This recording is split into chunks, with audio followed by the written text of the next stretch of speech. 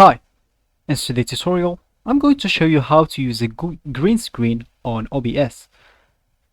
First of all you need to do is to have an OBS on your computer.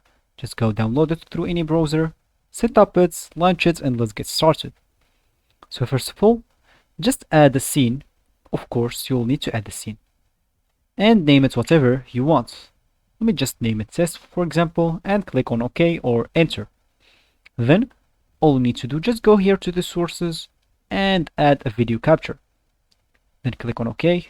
Of course, you can name it again whatever you want and click on OK as we said, and choose your camera here because I'm not connecting any camera to my PC.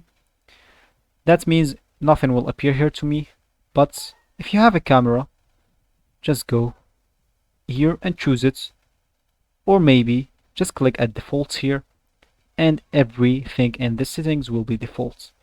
Then click on OK, choose the size of the camera that you want, and here is come the part of the green screen. Just go here at video capture device, right click on it, click at filters, and all you need to do here, wait, let me just show you, is to add a filter effect. So how can you do that?